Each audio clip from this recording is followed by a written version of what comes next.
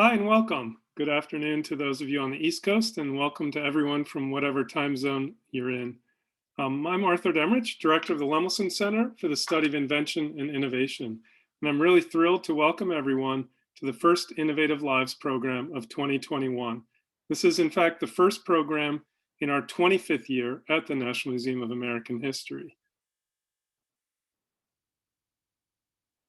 We welcome you all to following kind of Zoom protocols. We invite you to use the Q&A box. If you click that, you can enter questions that our moderator will bring to the panelists. And I also want to bring to your awareness that we have closed captioning for those of you who would like to make use of that technology. And finally, the program is being recorded. And I would just note that none of you are being recorded in that your screens will not be on and will not be recorded. But the panelists have generously agreed to be recorded, and we will put that program up on the website in due course. Excellent. So the Lemelson Center, which is the host of today's program, was founded thanks to the generosity of Jerome Lemelson, a prolific independent inventor, and his family. And our purpose, the reason we were founded, is to really inspire inventiveness in young people, and to bring insights from research into the history of invention and innovation to broad and diverse publics. So we like to say our mission is to engage, educate, and empower people to be inventive and to participate in innovation. We live in a period of amazingly rapid technological change, but it's not the only one in history like it, and perspectives from the past can often help how we understand and see what's going on today. We all need to be engaged in managing the technologies in our lives. It's not a situation of technology washing over us. It's us selecting and managing how we use technology and participate in the creation of new technologies and in regulating and managing how they're used in our daily lives. And so to do that, the Lemelson Center very much likes to feature inventors as people and inspire the lay public, everyone who's attending today, to themselves be more inventive in their daily lives. Next slide, please. The center has been hosting Innovative Lives programs, as I mentioned, since the beginning, basically since 1996. And these were among some of the very first programs created by the center. And actually, I want to take a moment and call out several of my colleagues who were here from the beginning. So the founding director, Art Malella, my current colleagues, Joyce Beatty, Allison Oswald, and Monica Smith, have all been with the center from its very early days and helped create some of these programs. What you're seeing here are a set of inventors we feature, unfortunately, who have passed. And so a piece of why we record programs and why I preserve and document the history of inventing is to be able to tell these stories for years to come and to shape how future historians and scholars write about the inventors of the present day. These programs also focus on the diversity of who inventors are, the diversity of their backgrounds, their upbringings, as well as the other demographic diversity. Inventors we know are not just white males, even though that's who has predominantly been featured throughout history. Innovative Lives have also featured invention as a process that's open to all. It takes hard work. It takes exploring ideas, building prototypes, tinkering and tweaking, things we do in our Spark Lab. And that's, a piece of what we want to convey in this program is how inventors think and work. These programs have also featured invention as the process, something that's really open to everyone. And my last point would be to say invention is a calling. It is, in fact, a unique and transformative thing to become an inventor. It's transformative for the individual. It's transformative for our society. So even as we try to make invention accessible to everyone, I would say it takes a special person to become an inventor. And so we're thrilled to have today's panel. With that, I want to introduce my colleague, Monica Smith, who is moderating the panel today. She's the head of exhibitions and interpretation for the Lemelson Center and has led major museum exhibits, including our current Places of Invention and the predecessor, Invention at Play. She's also published numerous articles in museum studies and in the history of technology. Monica, over to you. Great, thanks so much, Arthur. It really is an honor, especially as one of the first Lemelson Center staff members who's been involved in the development and growth of our Innovative Lives program over these past 25 years, to be able to be the one who gets to introduce our panelists. I will give brief introductions for each of them. Then one by one, they will give about 5 minutes introduction, just so you have a little more context about their work and who they are. And then I will facilitate a discussion with all 4 speakers about issues around constraints in invention, challenges faced, things overcome, and how you can be even more creative sometimes in light of constraints. So I hope it'll be an exciting discussion for all of you. Please do put your questions in the chat. I will refer to them as much as I can during the facilitation. And so now let me go ahead and introduce our 4 speakers. First up, we have Lonnie Johnson. He is best known for the Super Soaker water gun, and he also worked on high performance Nerf guns. But he has BS and MS degrees in mechanical and nuclear engineering respectively, and an honorary PhD from Tuskegee. His career includes working at the Oak Ridge National Laboratory, the US Air Force, and NASA's Jet Propulsion Lab. And he left JPL to work on this invention, the Super Soaker water gun, but he has also really dedicated his life to working on solving complex technological problems. And today is the president and founder of Johnson Research and Development and its spin-off companies. And I would just add that he's received more than 100 patents, many of which are related to clean energy.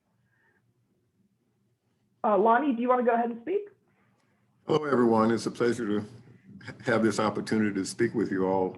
Hopefully something that I will have to say will inspire you to inspire your interest in inventing and creating. I do have with you to share, if I could have a camera back, I have a picture I'd like to share with the audience, if that's possible. This is me in high school. I don't know if you can see that or not. That's my robot. That was built in 1968.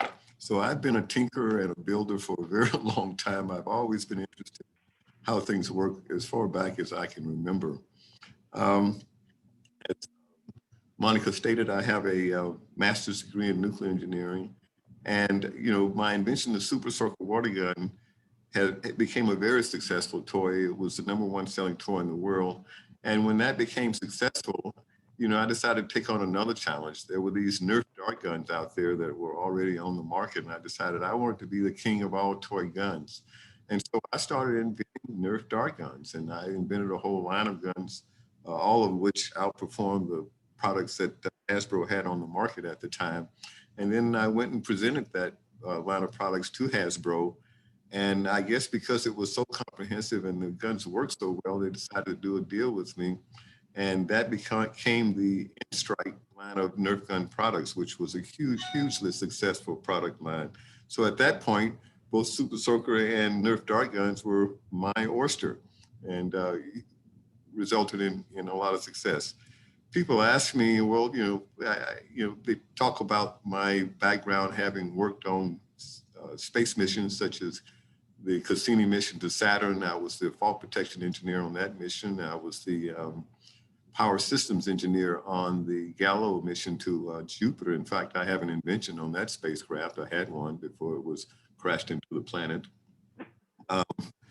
And Mars Observer, people ask me, well, how did I go from toys to space systems? Well, it was actually the other way around. I was working on space systems, and working on the Super Soaker and other personal inventions was what I would do in the evenings when I came home. So I had a day job. I kept my day job until Super Soaker was successful.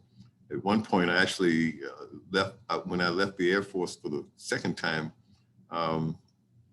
I literally was intending to launch and strike out on my own as an independent inventor, and I fell flat on my face. Found myself without a job, without a home, a family of 5 to feed, and it was a very stressful time. But I eventually, got myself back together and reestablished my relationship with JPL, and then struck out on my own as soon as I was stable again. And the second time, I have not looked back. So, the idea of persevering and really keeping your focus on what you want to accomplish says it all in my mind. Perseverance really is what it takes to overcome the challenges, the many challenges that inventors will face. There's no clear recipe for how to get from A to B. All the problems and all the challenges are always different.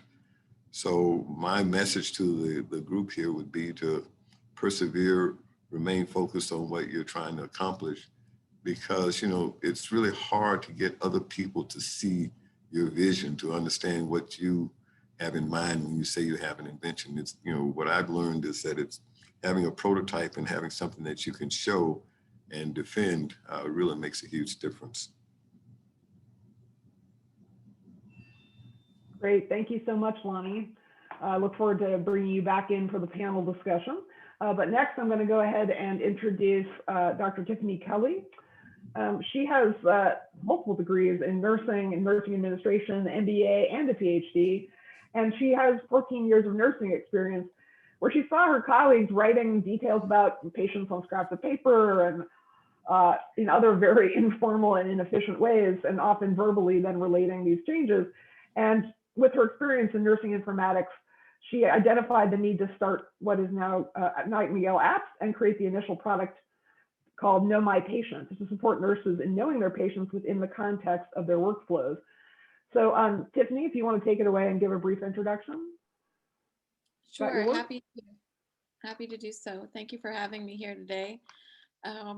As you shared, I am a nurse. I started my career as a nurse 20 years ago. And very soon into my nursing career, recognized that there were a lot of inefficiencies in healthcare delivery. And those inefficiencies really got under my skin. I started to think about how do we start to solve these problems that I was facing as a nurse, but I didn't really understand how to do that at that point. Through what I would say a series of serendipitous events, I found myself working on a electronic health record project at Boston Children's Hospital in the early 2000s. Knew nothing about technology at the time, but I knew clinical workflows, and I understood what a nurse needed to know and how a nursing workflow went. But what led me down my path was really the recognition that the electronic health records that we're implementing, which now are pretty mainstream across the nation, I wasn't convinced they were truly driving the high quality, safe care that we were continually talking about. And that led me to my doctoral program at Duke University, where I took on the project of understanding what are the information needs of nurses and what's happening before and after an electronic health record implementation. Because to me, hearing nurses say, I feel like I don't know my patients anymore, I felt that as a nurse. And I also knew that that was a bit of a problem for me to sit with. So through a series of events, my research, to Lonnie's point about persevering, at that time, it seems almost unbelievable now, but the late 2000s, like 2008, 2009, talking about studying an electronic health record from the perspective of nurses was not a popular idea. And it was challenging to convince funding agencies and others that this was something that was essential. But I stuck to my guns, and through a series of events, started to recognize that the core of what nurses need to know lives on scrap pieces of paper. And you'll see there in one of the photos, that's a paper towel with vital signs on it. And that is pervasive. It's pervasive across the profession, and it can include anything from paper towels, writing on your hand, Post-it notes, scrap pieces of paper, etc.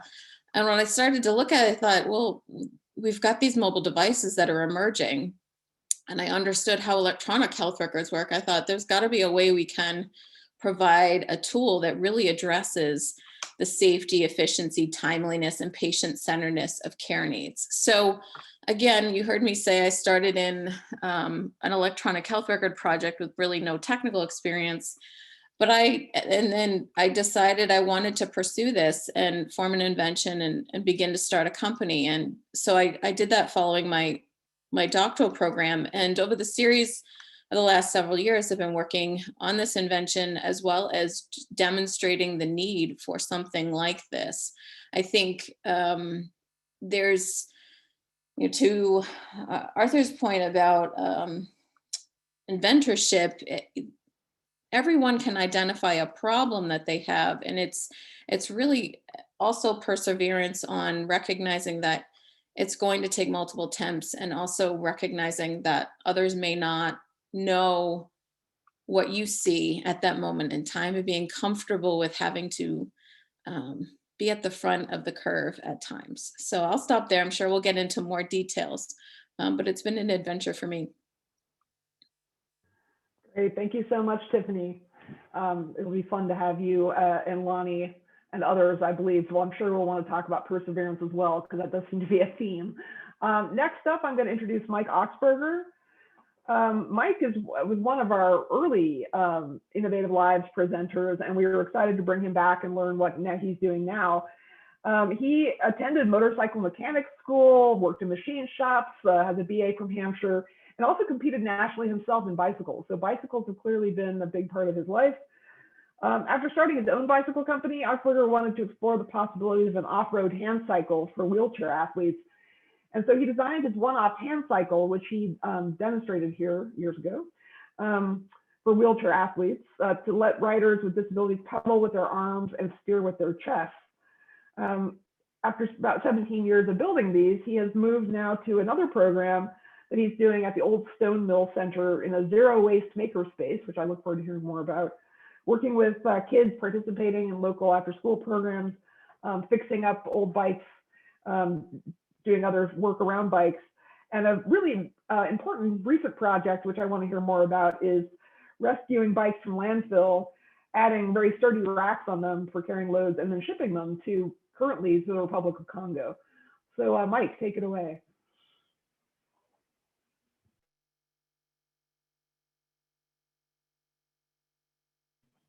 Emma, can you unmute him, please? Hello, it's an honor to be here. Thanks for inviting me.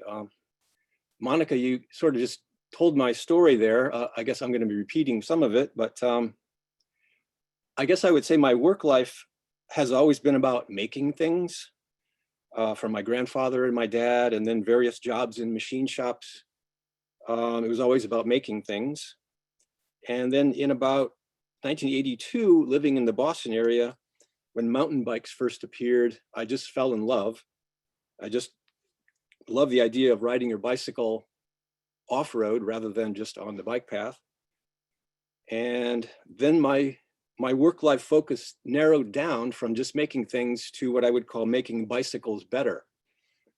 And then that went to, after working at a place called Fat City Cycles in Somerville, where we made high-end mountain bikes. Then I went out on my own and started making titanium. Three of us went out and started Merlin Metalworks. We made titanium bikes. And that was a lot of fun for a while, a really interesting bike industry at the time. And while at Merlin, we're making titanium bikes, I met a guy down the road named Bob Hall, who was the first person to enter the Boston Marathon in a wheelchair, a really ripe area for making bikes better. Worked with him for a while. Then I started on my own custom titanium bike frames called One Off. And then eventually I was able to go back, about 10 years later, I was able to go back to the wheelchair industry, which I always thought was very ripe for invention. And then I made my own design. You can see in the picture there, I think, the three-wheeled one-off hand cycle, which for 17 years, I made 190 of those. They've been all over the world, climbed various mountain peaks. And so after about 10 years of making those, well, let me back up a bit. When I first met Bob Hall, my introduction to the wheelchair industry was fun in that he was quite the celebrity. He was just down the road from us, and he was the first person to enter the Boston Marathon in a wheelchair. And he was also, interestingly enough, he was the first person in a wheelchair to beat all the runners. And I thought that was an excellent example of making bikes better, because he wasn't that much more fit that year. He just made his wheelchair a little better. He made improvements in the casters. But imagine what a day that was to start with all the runners, and for the first time ever to have someone in a wheelchair come in first. So that was quite inspiring. And so now, as she mentioned, I've stopped making one-off hand cycles, and my wife and I bought a large mill building in Adams, Massachusetts, which gives us huge space to take in donations. And so now I have a couple of hundred bicycles that would have been in the landfill, and I'm having a great time fitting them with, maybe you can see the bike behind me. That's a little tiny 16-inch wheel bike that has a rack on it that's sturdy enough to carry a person, because that's what happens in developing countries. You know, low resource countries often have bikes for adults, and they're often really large bikes, and they get used, of course, for utilitarian reasons, not for what they call sport. But the woman, I happened luckily enough to meet a woman directly who's from Congo, and she came to visit us and saw all the bikes, and we started talking about how we might send bikes there. And I suggested that I have a whole lot of little kids' bikes.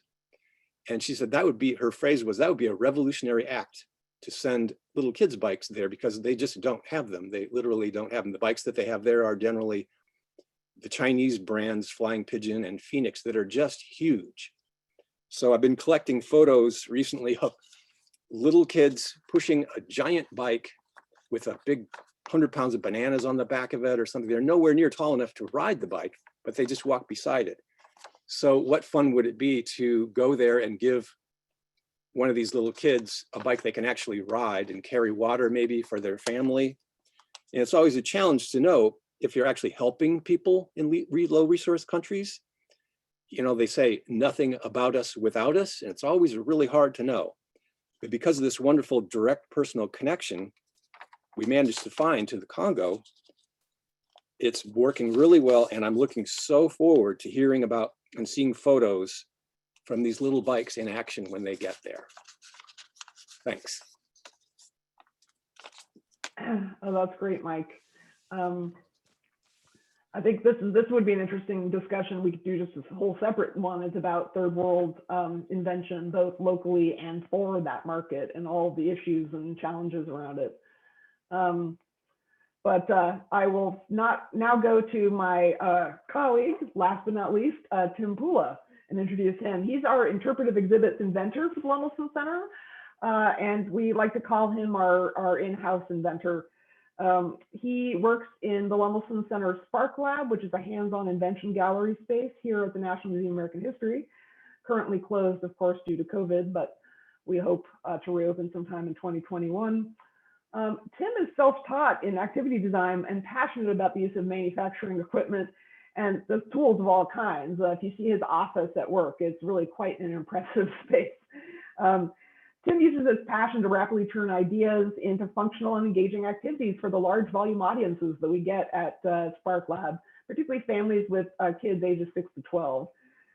So in his current role, he specializes in creating these activities, not only in the space, but now, of course, virtually, now that we are working virtually as a museum. And so he's been working on Instructables and other projects. And so I'll let him talk a little more about his work. Tim? Thank you. And it is great to be here with all these inventive minds. I appreciate this. And I just want to say that I think it's best said when people tell me I have the best job in the world, because I really do. I get to play with a lot of things and invent and create anything that comes into my head, which is fantastic. I'll start out with a little background. Growing up, I was a tinkerer, much like pretty much everybody on this panel. I tinkered with a lot of little things, from remote control cars to building sets, things like that. Even took little dives into model rocketry, all these different types of things. And it was just always so much fun. The great part, though, was I know a lot of kids had gotten involved in many of these different hobbies and crafts and stuff, and they would be happy with what they had. I never was. It had to change. It had to be made better. It had to be something that was unique or created as my own. And that was just a passion that I had. Also, I wasn't much of a good student, but I loved museums and informal education, and I kind of went down that path and ended up in informal education. Spent many years in science museums doing chemistry demos and STEM demonstrations, creating STEM activities for students and creating chemistry-based activities for students. And it's just so much fun to see, to inspire a young person to really dive into things that they otherwise wouldn't be able to, or would have never thought that they could have. One of the things that has been fantastic out of my career, I think the best thing that's been fantastic, is coming to the Lemelson Center and actually starting to learn and see that a lot of what I've been doing for that many years was invention and inventive. And those new ways of reaching people, those new ways of getting kids engaged in different subject matters, it was done in an inventive way. And I've really enjoyed, taking that on and actually taking on that name of being an inventor. It was hard at first, but to take on that name. But now I readily accept it, which has been fantastic. Another thing that I love is the outreach, the opportunities to do outreach. Like you'll see on the screen there are Spark Lab session set up at the Innisgate in London. That was a whole lot of fun, and it's really nice to be able to go, oh wow, this is a whole nother culture. Skateboarding itself is a whole nother culture, but I get to engage with kids who are in that culture and adults who are in that culture, and the inventive process in that. And then you'll also see a little clip or a little image there from our Draper Spark Lab, where that's one of the activities that we created, and that has been just so amazing to be able to do that. And it's always neat to figure out how to make things happen. That activity itself is one it's an adaptive vehicle. Basically, kids would sit down and learn how to create a vehicle for somebody who may not have use of their legs or may not have use of one of their arms. And that's what that activity is there. It happens to be broken down, and I got to engage one of our volunteers in the repair process, which was a lot of fun as well. But I look forward to today, really discussing what invention's like, and thinking more about those different constraints that come up. Of course, being a public museum space, like Monica said, we're closed. So we had to figure out, how do we turn a hands-on space into a digital space? So now I get to explore digital means and digital avenues for engaging inventors and kids in that process, which is just a passion of mine. Great. Thank you so much, Tim. All right. Well, now we get to actually jump in here and chat with all four of the panelists. I'm really struck by some of the similar messages. I think for the audience, I hope you noticed that we did select people who represent different backgrounds, scale of invention, types of invention, demographic backgrounds, because I think it's really important to see that really everyone can be inventive, and to see role models and to get to hear directly from inventors about their processes, their challenges, their successes, and the skills that they use every day that practically most of us do, and we don't think of ourselves as inventive, much to Tim's point, I think. So I'd like to delve a little bit, before we get into constraints, I'm just going to bring up that I was struck that each of you at some level brought up perseverance is a big one, obviously problem solving, risk taking too. I think always being willing to try something new, push the envelope, as Tiffany said, and sort of real world hands-on experience, and thinking about the audience that you're problem solving for, and having some experience with that obviously is helpful. So I was wondering if any of you want to kind of take up the mantle of what do you think are some other maybe really important inventive skills that a lot of people probably have and don't realize that those are considered inventive, creative skills that they could use in the kind of work you do. Does anyone want to jump in, or do I have to name names? Well, certainly seeing a problem, recognizing it, and envisioning how it could be better. I think I'm trying to remember, it was either Einstein or Thomas Edison, one of them said that imagination, I think it was Einstein, imagination is far more important than knowledge. And I think, one of the things I've learned in inventing is that when you start building one thing just leads to another. The information and problems you solved here, eventually you run into another problem, maybe even years later, but something you learned back some time ago will actually give you some insight in terms of how to solve that. I think another great thing about that too is that, like with invention, I think that people have to figure out how to convey that invention, because I think everybody in this group has said it, that when you come up with this new idea, you try and talk about it to people, and it's so foreign because it's in here, and you have to get it out so that people really understand where you're going, where that direction is, because it's not something that they're familiar with. That's what an invention would be, right? Something that no one else has yet. I would refer to what I love to say, the 5 phases of an invention. I forget where this started, but the first phase is that everyone says you're crazy, you must be insane. The second phase is that you become annoying, and people say, oh, well, maybe they'll just get it out of their system. The third phase is they say, you know, I might be able to help with that. And the fourth phase is, oh, that's obvious. I thought of that years ago. And that's it. You got to get used to that. There's no getting around that. And I certainly learned that working on the hand cycle, and it's rather painful, actually. And then if you keep going, there's the 5th phase, which I unfortunately discovered, which is the 5th phase. After people say it's obvious, then they say, oh, it's obvious. I thought of that years ago, except I would have done it right. Oh, wow. slap. All the time. Can you relate to that, Lonnie? Well, you know, I think you know, one of the problems you really run into also, and I think Tiffany touched on this, is the, you know, not invented here, or people don't want to change, and there's just this fundamental resistance in this. You know, you're comfortable the way things are, and when you start telling people they need to change, it really get this pushback just comes naturally. Yeah, I agree. And the resistance, I was asked this recently, like, have I ever encountered resistance? And they said, that is what this is. You're living a life of trying to show people what you see well in advance of which they can see, and finding that common ground as to where they might fall on. I'll bring in Roger's diffusion of innovation, like which of the 5 categories they're living in. It tells you how long it's going to take for them to recognize the need or feel the pain for that need. And I think for me, when I first got started, hearing no the first few times is really discouraging. But the more that I learned that I'm going to hear that for a long period of time to get started, then you just come to accept that not everyone's going to see what you see at first. And that's sort of your role, is to lead that pathway. It is very uncomfortable, as Mike said, but eventually with the right mindset, you can sort of find ways to minimize the uncomfort levels or discomfort levels.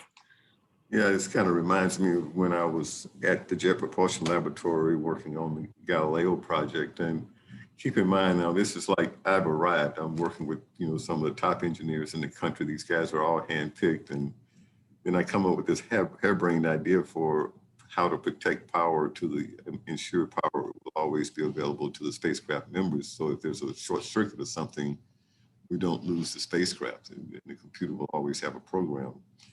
And I told the chief engineer, I said, no, and I anticipated this, when we present this to the team, they're going to say, oh, that won't work. And when they say that, let me know. I'll go home and build one in my garage and bring it in and demonstrate it. That was all I needed to say, because he made a serious pitch to him to really take a serious look at this, because they didn't want to be embarrassed by me bringing something in from my garage. You know, to your point, you know, afterwards, after we got it working, everybody was really excited about it and say, hey, this was a great solution and blah, blah, blah.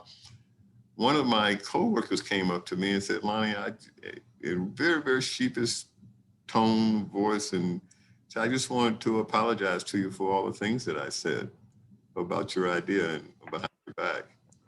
And I had nobody ever told me anything he had said. I said, Pete, what did you say? Oh, no, never. So to this day, I have no idea what criticism there was. Take back all the bad things I said about you. What I did, it was so annoying to me that people didn't get what I was saying, that one solution, which I advocate for sure, is a contest. You know, if you want to keep track of nurses' notes, or if you want to, you know, make a better squirt gun, have a contest and see who wins or a race is the other way to refer it. So that's what I did. I said, let's have an off-road hand cycle race. It's open to everyone.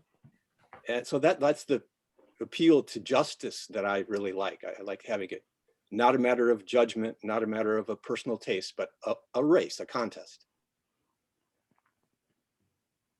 Yeah, I'm a fan of justice. amen to that one. Yeah, I was working and have worked on a lot of really challenging engineering problems and inventions and ideas, and wanting to be an inventor and feeling frustrated because I couldn't get the financial support and investments and be able to strike out on my own. And when I came up with the idea, I was working on a different idea, and I decided to switch and focus on this toy water gun because I felt that anybody could see it and appreciate it. And when I put it together and it worked, when I presented it to the toy company, and the president of the company looked at the way it worked and said, wow, he was really impressed. And it spoke for itself. You didn't have to, do a bunch of descriptions and song and dance to try and convey the idea, because it was real and it was functional. Fortunately, I was able to build a model and be able to present it that way. So that's one of the advantages that I've had, is my ability to make things. Yeah, you need the model. Yeah. Can I actually, sorry, Tim, did you want to say something? I was going to say, one thing I'd like to ask everyone in the group, pretty much along those lines too, is sometimes people don't understand the invention that you have in your head, but also sometimes people come to you and say, oh, well, you should just do this. And they make it sound so easy. And like with where I am, it's we should just do an activity where kids can create a prosthetic hand. It's like, oh yeah, that sounds great. Kids come in, it's a fantastic idea, but you don't know what their background is, how much information they know. So how do you work in, what works and what doesn't? And does anybody here, have you experienced that, where people are like, well, you know how to do these kinds of things. It's obviously super easy. Go ahead and do it. Oh, Go ahead, Lonnie.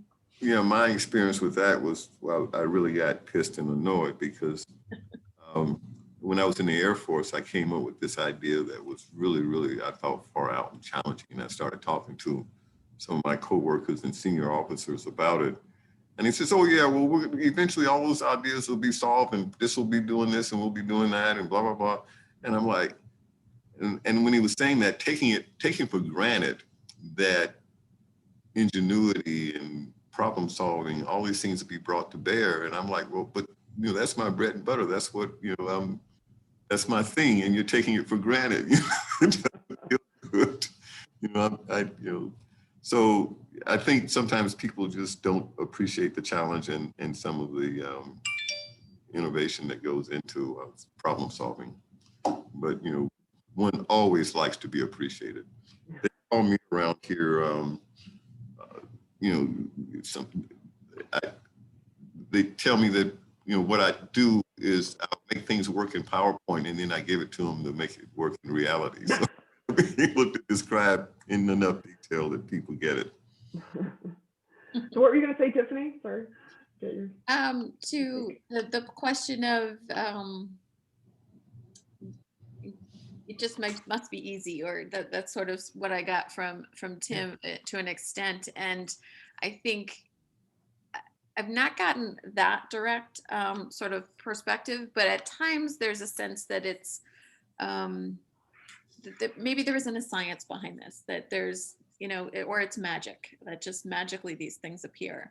And if you look into the research and the history behind all of the theories around innovation and how people come to create things, it really is at the user level of who sees the problem, feels the problem, and works to create that first prototype, as Lonnie's talking about, that it then is able to scale and be brought to market. So for me, I sometimes, I have to gauge how much time I have with someone when questions come up like this, to see how far I can go in describing that there is a process to this, much like any other science, and that that for me, I think, should be appreciated more deeply than I feel it is at times.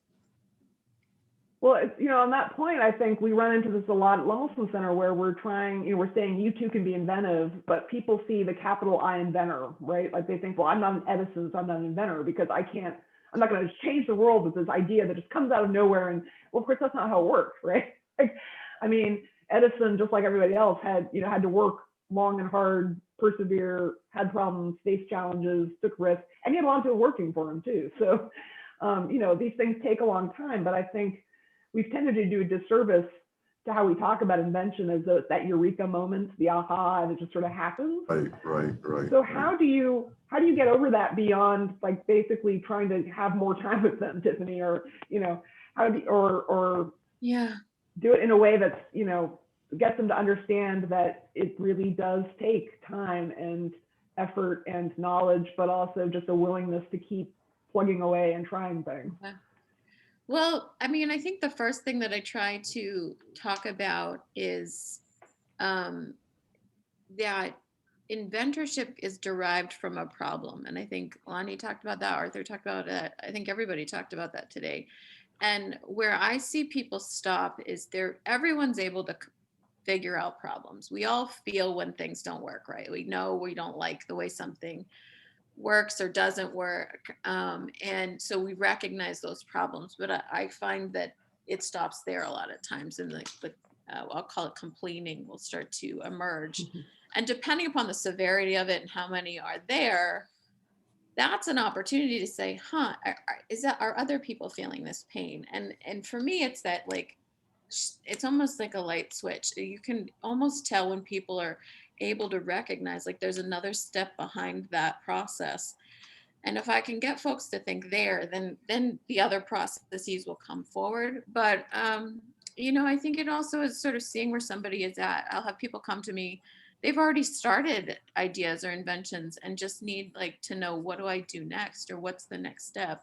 Once you're in it, you start to realize that it is going to take a little bit of time. But for me, it's really just getting people to see beyond problem identification and knowing that they might be able to solve it. That seems to be the missing link. Yeah, I agree with that wholeheartedly. You know, in fact, what I have done is look for good problems to solve. So, you know, and rather than trying to convince people that, you know, this is a problem, because a lot of times when you come up with an idea, then you got to convince people that it's useful and people will need it and it will have value. So right now I'm working on advanced energy technology. I'm developing high performance batteries so I'm developing a battery that will store 10 times the energy of lithium ion. So it's a challenging project with a lot of risk, but the payoffs are tremendous. I've invented a new engine that converts heat directly into electricity that would be very efficient as well. Those things are needed to reduce our dependence on fossil fuels, of course. And everybody recognizes that these kinds of inventions or solutions are needed. So if I can come up with something that works and works very well, and you know, convincing people to be interested in it becomes less of a challenge. I wonder if I can ask Lonnie, are you doing this all alone? Sounds like a really big, do you have a team? Do you, how do you tackle such a large project? I have a team. I started out by myself, obviously. Super Soaker allowed me to be able to afford to take on some of the challenging interests that I have. So people ask me all the time as an inventor, you know, well, you became successful, you made a bunch of money, why don't you just take it easy, go lay on the beach and enjoy your success? I'm like, I'd go crazy. And you wouldn't get to work with interesting people, right? Yeah. Yeah, I have a team of scientists, and it's kind of, I enjoy it because I get ideas off these guys and they can give me useful feedback. And with my experience, and I've done a lot of hands-on work over the years as well as conceptual work, so I'm able to cover the full spectrum. So that brings up an interesting point. For someone like you, Mike, like how much are you able to get other people's help? How much is it working with the community for their support? Maybe each of you can talk a little bit about your communities. Either Lonnie's got the big R&D lab, but the rest of you don't. So how do you get the help you need when you need it? Well, when I first started working with people in wheelchairs, they're fairly rare, particularly athletes who are willing to do dangerous things that I was asking them to do. And so I just said, oh, I'll just relax from the waist down. And so that clearly didn't work. You can't really imagine, you can't really. So I had to get help for sure. luckily there were some amazing wheelchair athletes that lived nearby me, and I called them up and say, hey, my name is Mike and I'm working on a new hand cycle design. I wonder if you'd come by and tell me what you think. And they would inevitably say, I'll be right there.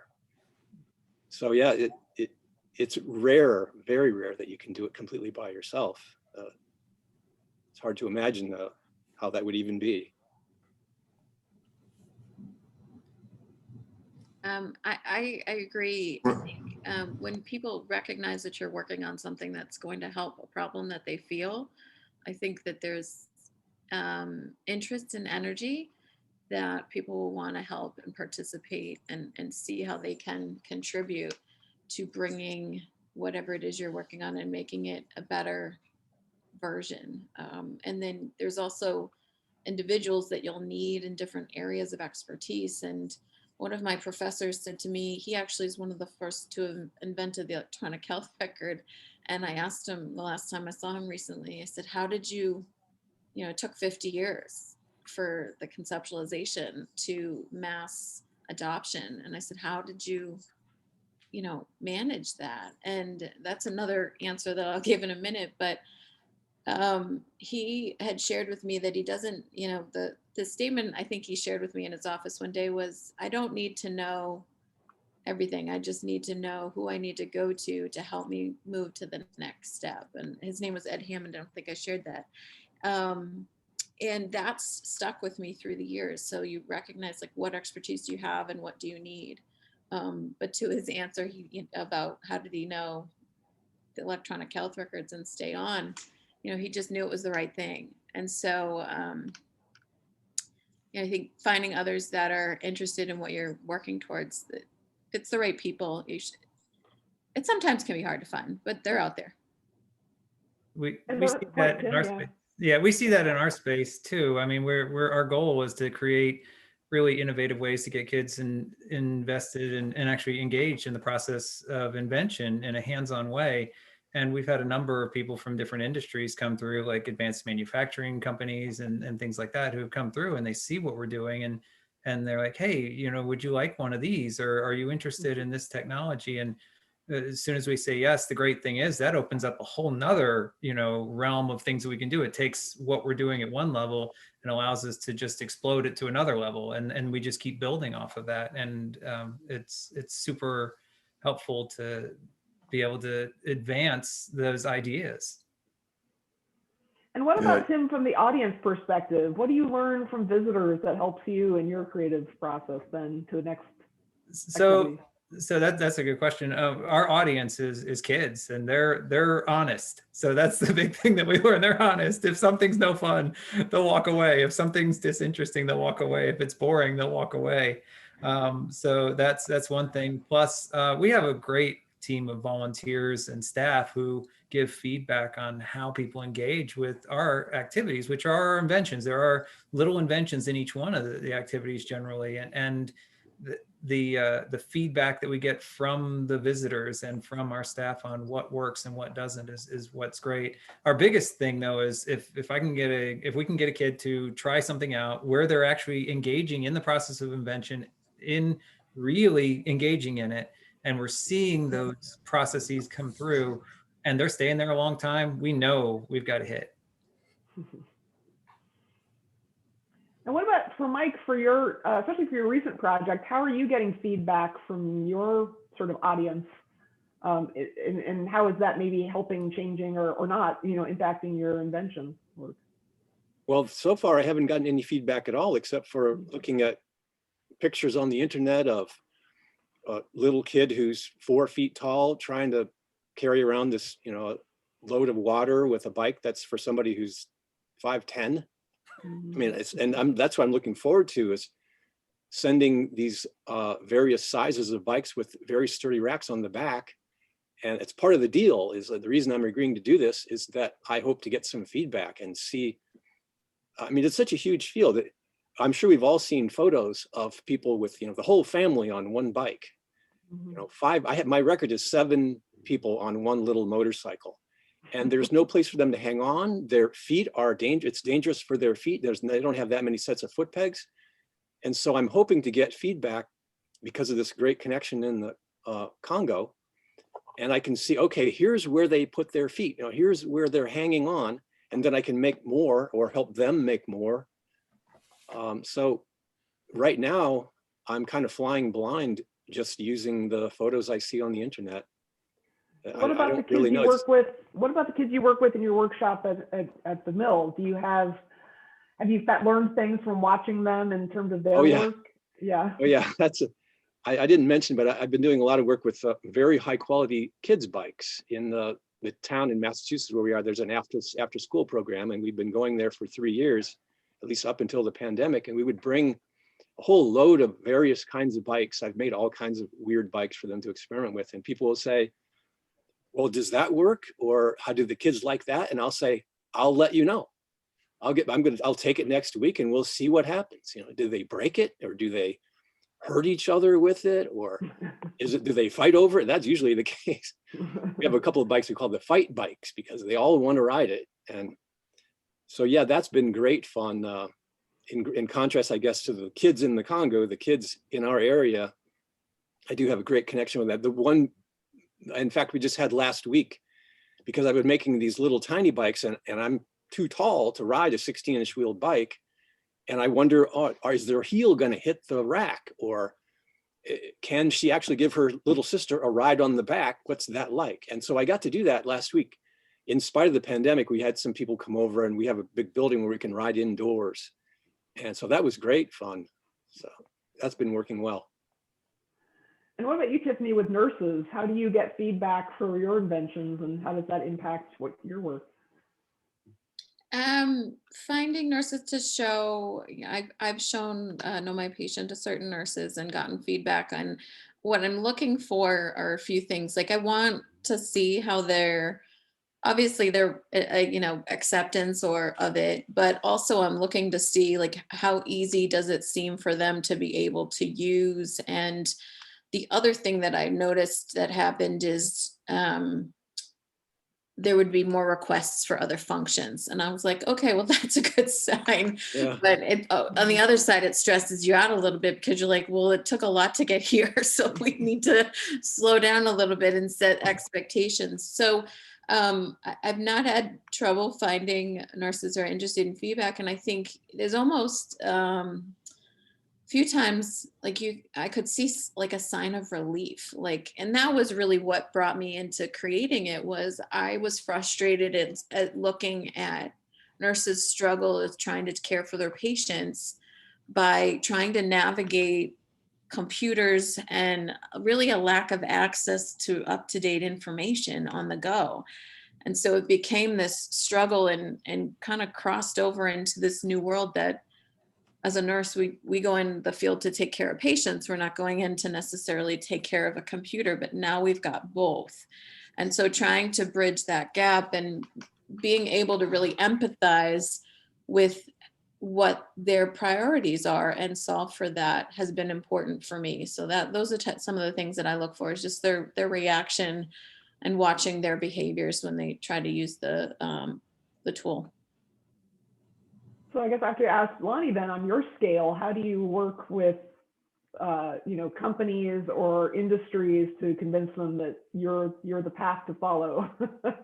What's interesting about that, and I think it's true at whatever level. The first thing you do normally if you're approaching a company with an idea, normally you're going to come in at the level talking to engineers within that company whose job it is to develop or even find technologies. Often it's to develop technologies. And so they're going to be resistant right off the bat because of the not invented here syndrome, which is very real. So getting past that is a challenge. And then just convincing them that you have a solution, and even convincing them that it's worth their time to talk to you. So getting introduced properly so that people will take the time to understand what you're presenting. So it's always a challenge. I think a challenge at all levels. So, to get to some of the core questions that we asked initially were sort of brought up in the initial invite was, what are some other constraints that you either faced earlier in your career or you feel like you just faced, constantly, besides the sort of not invented here problem, maybe lack of, being ready for change or whatever. But are there other, besides sort of the obvious financial issues, are there, other levels of discrimination you've faced, and that can be, as a woman, as a minority, as an independent inventor, as a person, who's trying to work in a field that's often dominated by, huge labs with, lots and lots of money. What are some of the other challenges you face? Well, I think I'd like to take an initial stab at that one. I grew up in the 60s in Alabama, in Mobile, Alabama, in the South. And discrimination was just a way of life. We were, I graduated from an all-Black high school. Discrimination was legal for most of my school years. It wasn't until after I graduated that my high school was being integrated.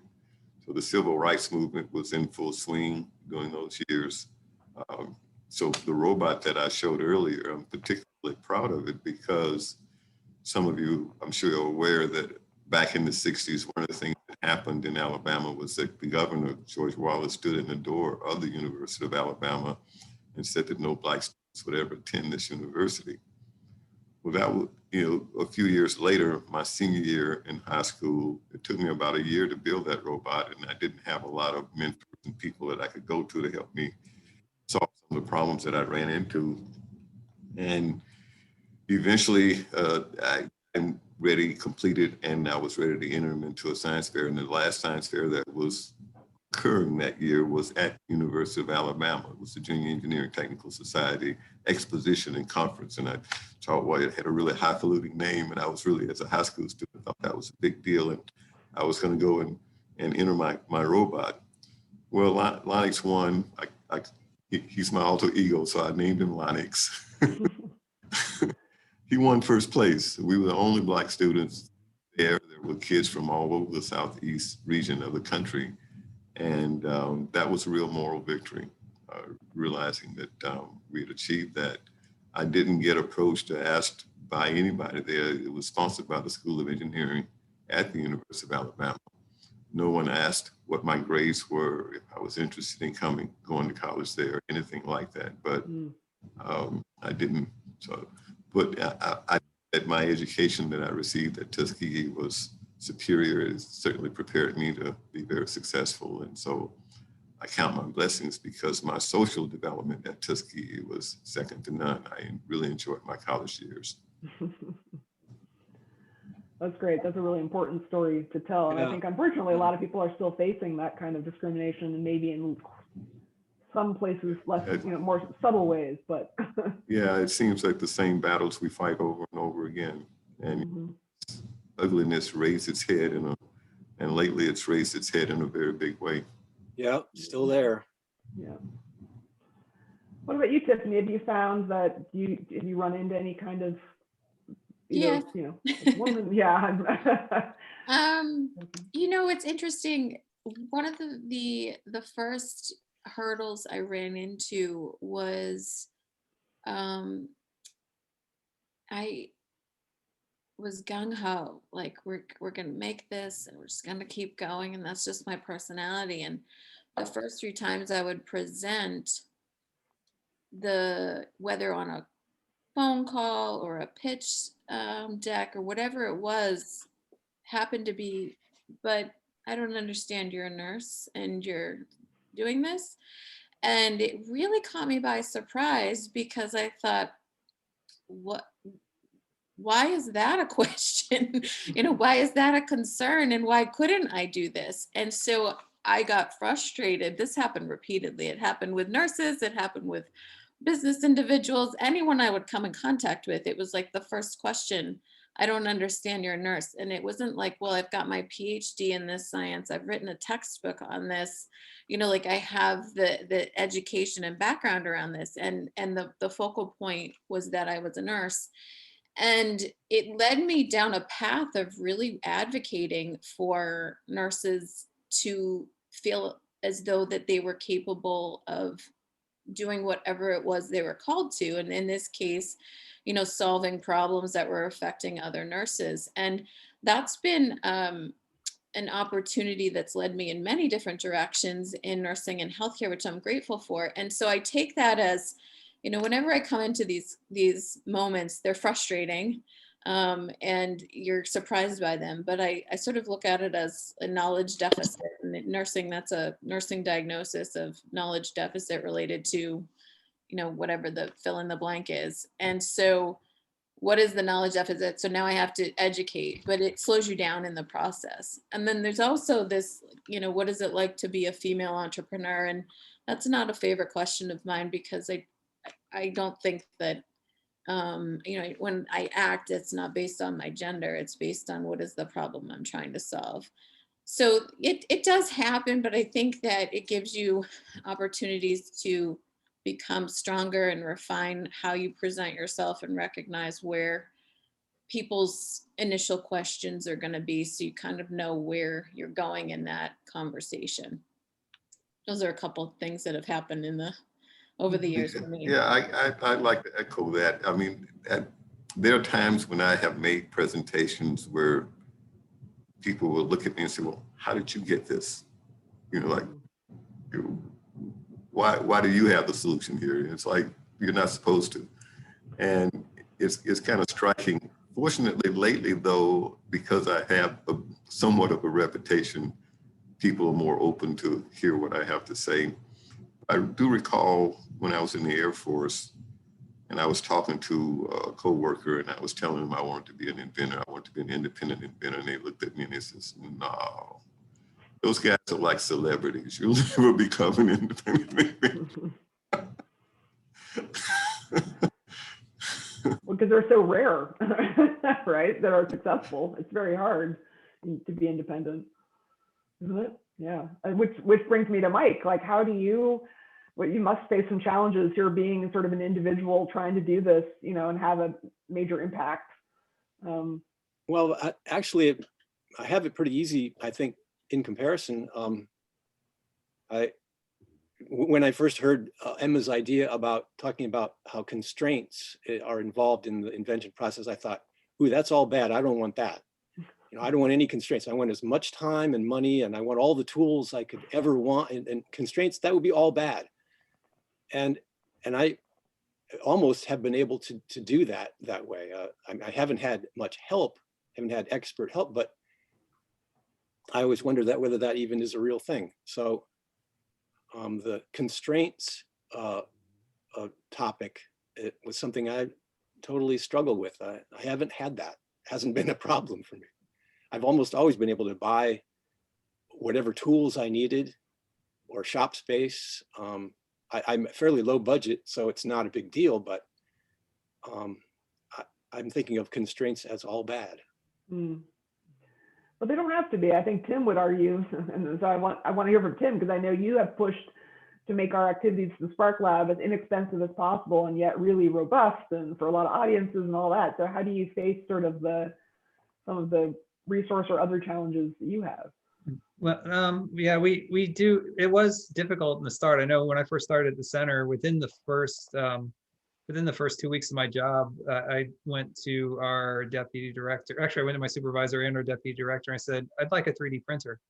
And they looked at me and they're like, those are expensive. And you just started here. And, you know, what are you going to do with those? Make Yoda heads? And, you know, and my response was, I'm going to make parts for our activities. I'm going to engineer those things for our activities so that we can engage people in different ways and give them something unique that they haven't seen before. And it's been great, because really working, when I thought about constraints, working in that as, you know, just getting tools that allow you to overcome those constraints have been helpful for me. We've gotten some rapid manufacturing equipment, you know, 3D printers, CNCs, things like that. And that's actually allowed us to be able to prototype and create and get things in the hands of visitors that are durable and almost production quality really quickly and really cheaply, because it's to put an activity set out that, you know, that is made up of 2x4s and nuts and bolts and a few 3D printed parts and a couple of cheap sensors. That, you know, we can do that really fast now because we have that type of technology. Before we did, we had the environment was different. It looked different, it felt different. And as those constraints were lifted, as with I think with anyone here, as each constraint kind of gets pushed away or broken away, whether it's through a building of your reputation or people getting to try your invention and really work with it, then you begin to be able to do more and more as those drop off, as more materials or more money or more interest comes your way.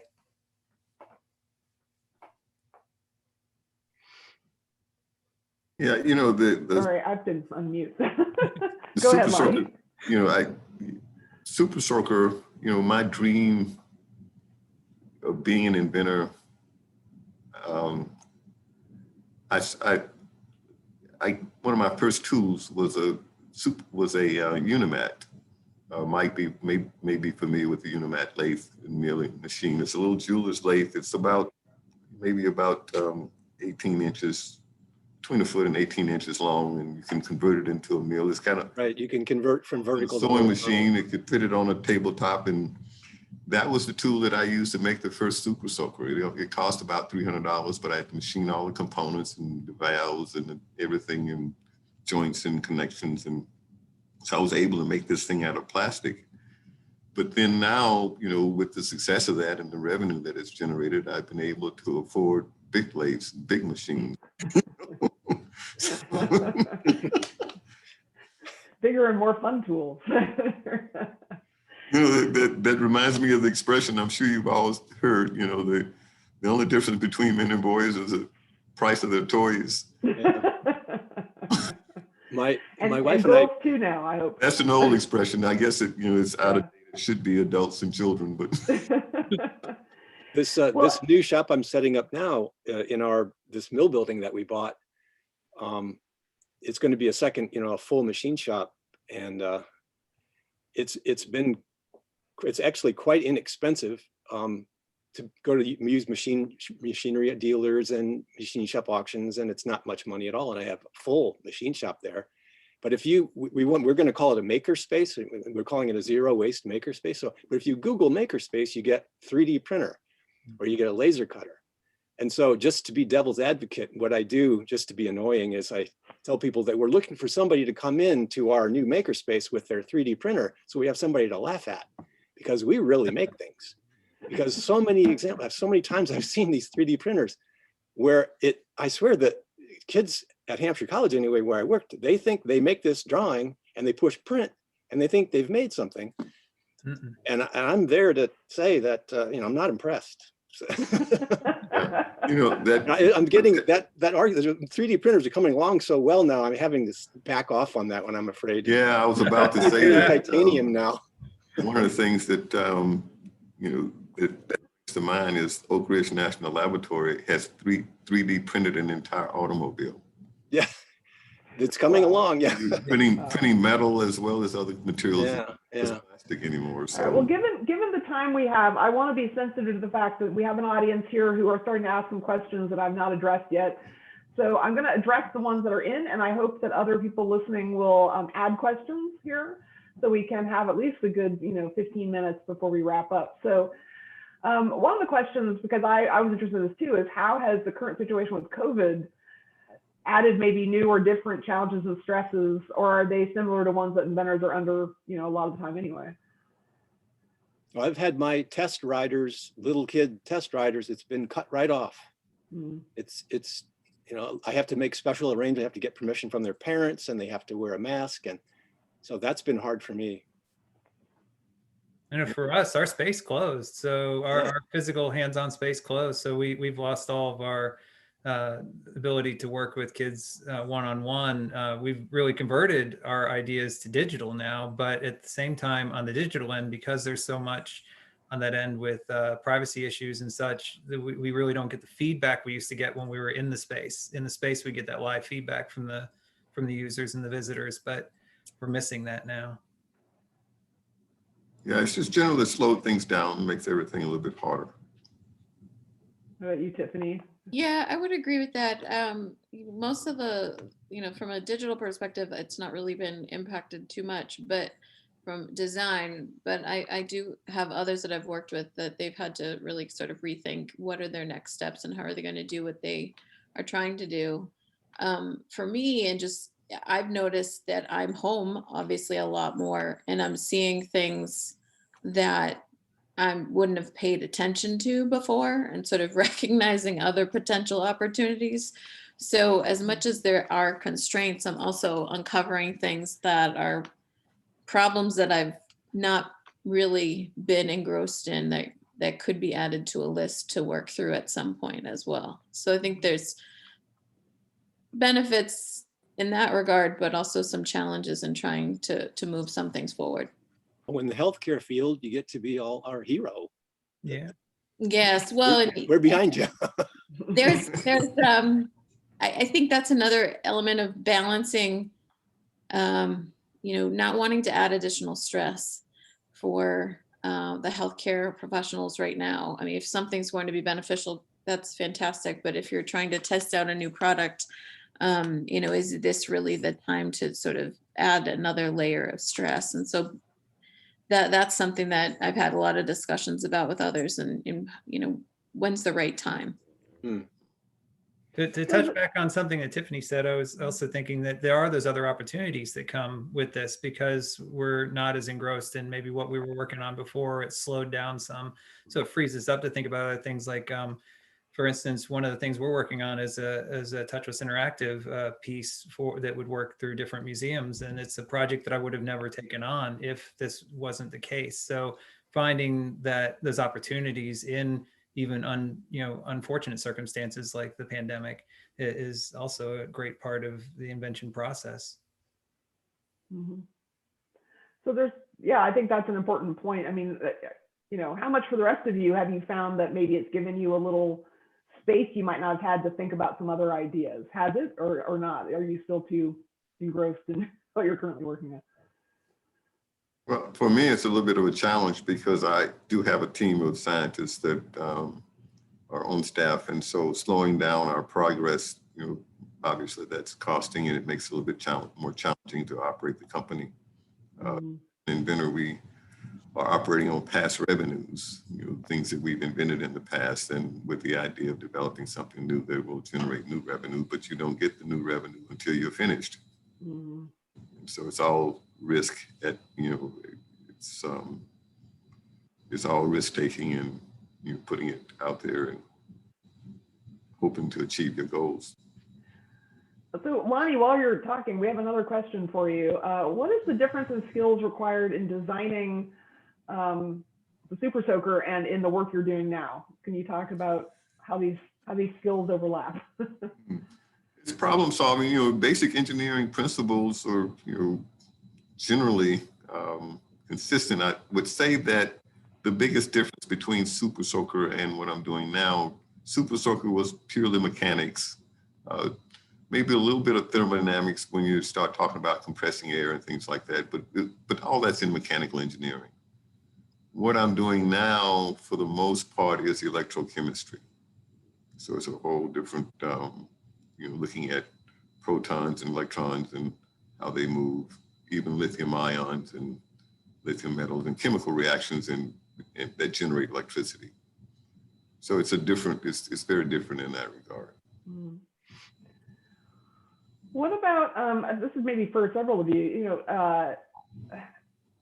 one of the questions is, how can people who are interested in inventing get experience with, in this case, they asked metalworking or plastics construction, but I'm thinking sort of this practical hands-on, so you're not just putting something in a laser or in a 3D printer and it comes out, but really understanding the material world. Where would you suggest going for that kind of experience? It's getting harder. Lonnie's was built with a hacksaw and a hand drill. There you go. And some tin snips.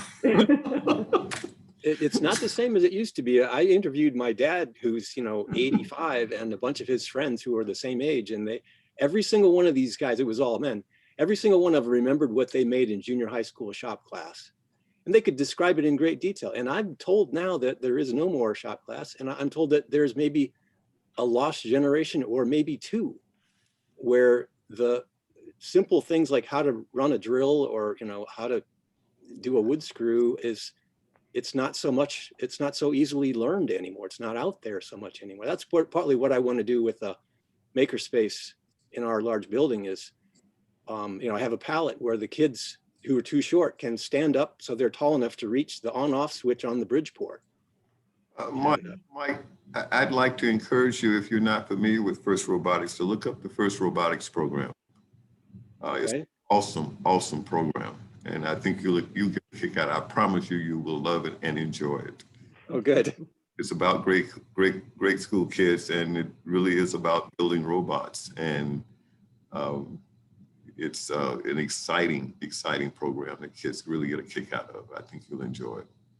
It's like a sporting event too. To go to one of those competitions is Yeah. like going to a professional sporting event. It's incredible. Yeah. Oh, And I've it's seen- hyped. I've seen some of that. It's like going to a basketball game. This is not robots. This is where these guys are all high school kids, and they have this whole theme of co-opetition, where in fact, to give an example of what that's like, the kids come there to help each other succeed.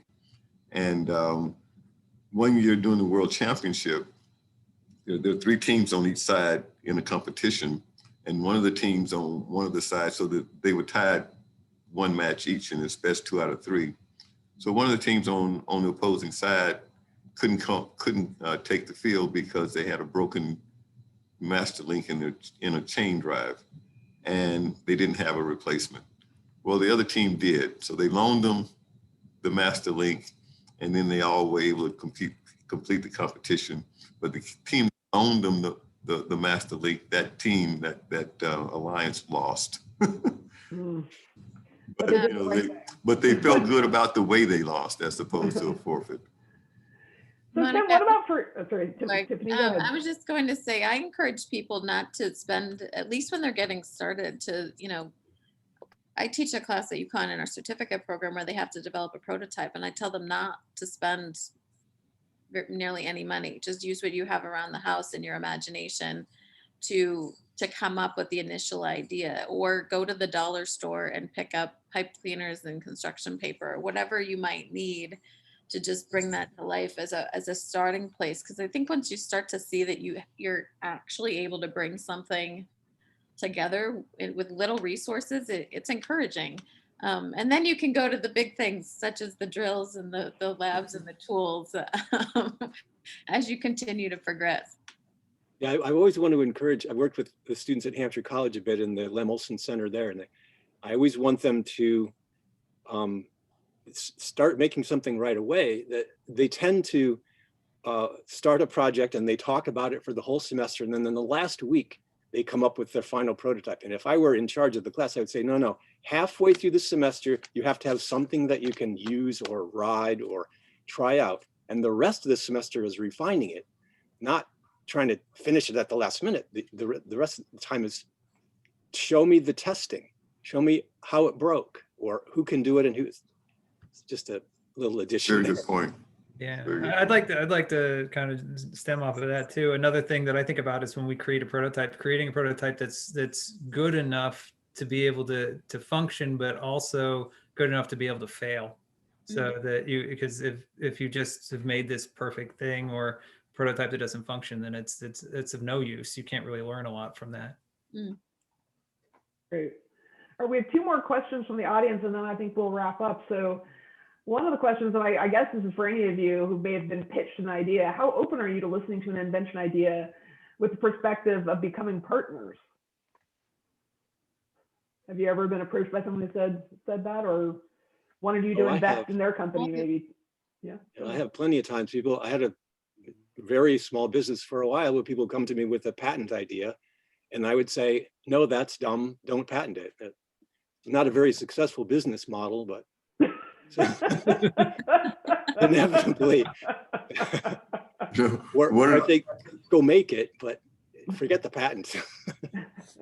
Yeah, one of the things I've learned is to avoid calling people's babies ugly.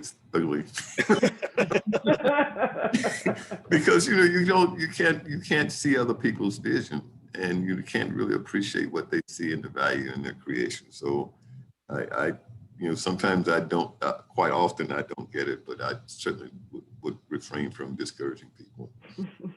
Unfortunately, my focus is I've got more ideas and inventions that I've got them stacked up. I can't keep myself, so I'm overwhelmed. So I agree with that as well. I think, it can be very discouraging when you're really excited and you're about to tell someone about your idea, and if their response is not very positive, you remember.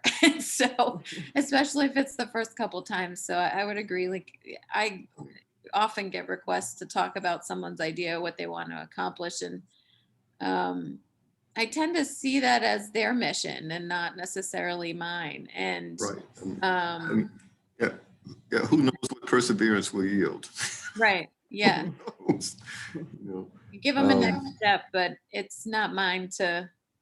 As Lonnie said, I have a list of several things that, I would like to find a time to work on too. So I encourage others to keep going, but generally don't try to jump on board.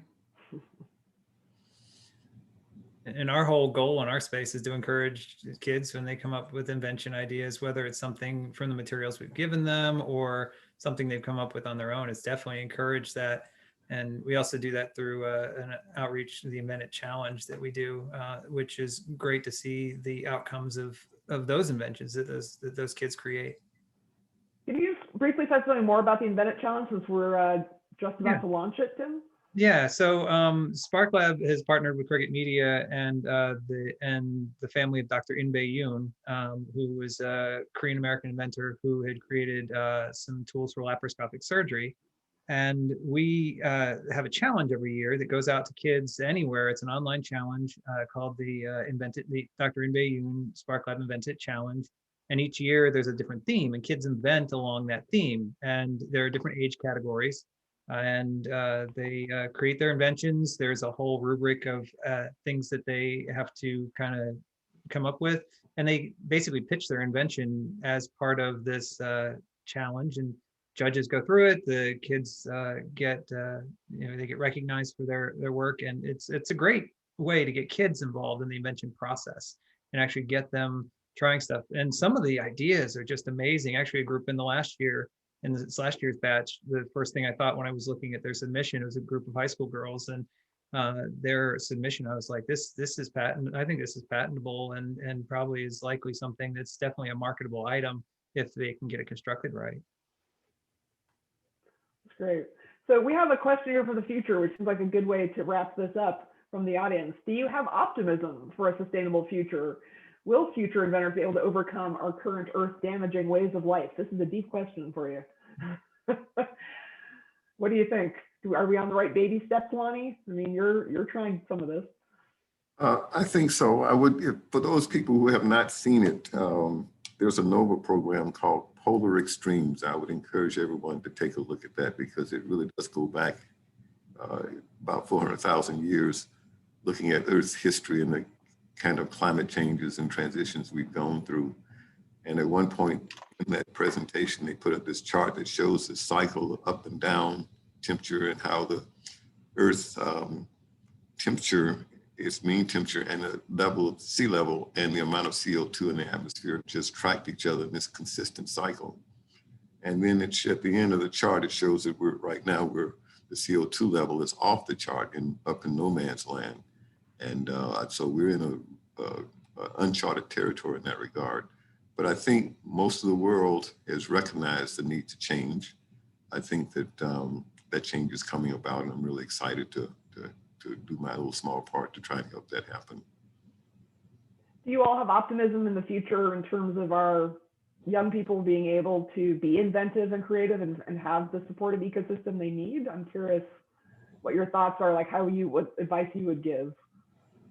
It's hard for me to. I think so. I think there's so many new technologies out there that are coming down in price that can allow people to create things out of their head a little more easily. It's not as hard to use the equipment that it takes, and materials are so readily available and so cheap a lot of the times for those early prototypes that I think that there's just this drive for that. I think the big challenge is for those people who are coming up, the kids who are coming up and thinking that way, of thinking how to do that sustainably. And that's probably the biggest challenge. I think the tools and the materials and the technology's there, but how do you do it sustainably with what's there? I guess the concern or that I would have is that, will people be able to keep up the change? Because inventing and new technology is moving forward a lot faster than it has in the past. And Yeah. the strength of human beings is our ability to adapt to change. Will the change and rate of change overwhelm us? Will things get so complicated that it'll be hard for us to keep up? Yeah, I agree with that. Yeah. I mean, even the now we're facing a challenge of just understanding what's real, what's truth, and what's friction. What's made up information and what's legitimate information, and that's a challenge. I think we'll figure it out. I really do feel we'll figure it out. It'll be hard. There'll be setbacks, and what's interesting to me right now is that our engineering ability and the knowledge base we have, we're the only species. I mean, that's not saying a lot, but we're the only species that can do a lot of things, but the ability to look, analyze and understand ourselves to the point where we can re-engineer ourselves and modify ourselves genetically. I mean, we're becoming very powerful, and it's not clear just where that's going to go. Yeah, But I will say that we're going to go there because that's what we do. Yeah. So what are you going to say, Tiffany? Why don't you wrap up here? Yeah, I agree with what Tim and Lonnie had said. I think there's more available to young children today than ever before through a variety of different forces.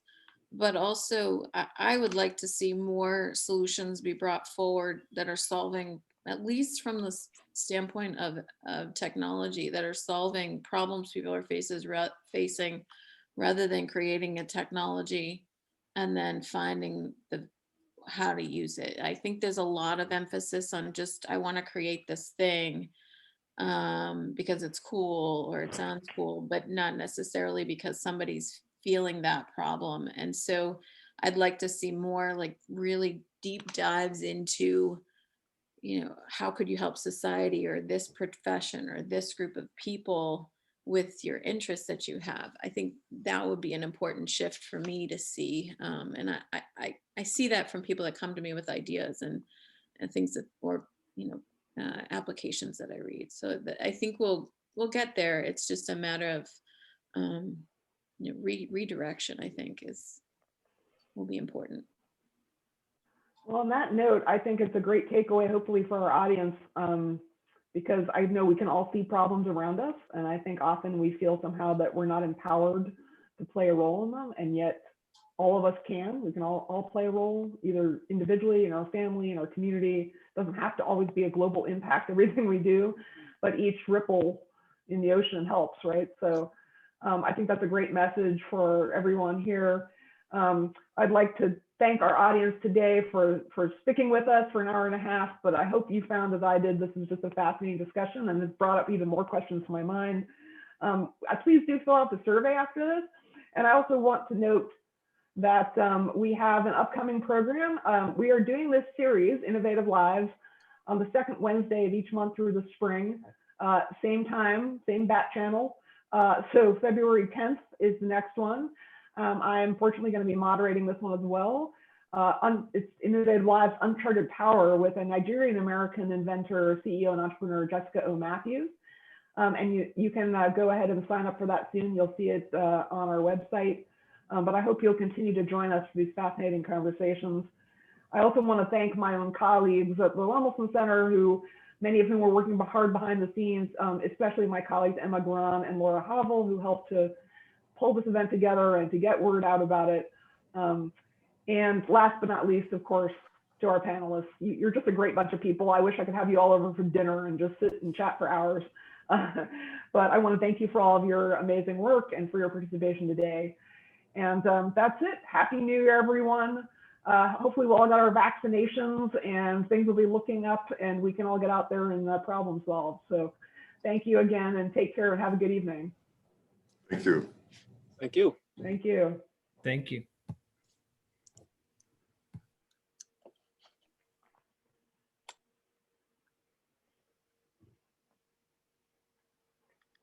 And thank you again to everyone with all their comments. We really appreciate your participation.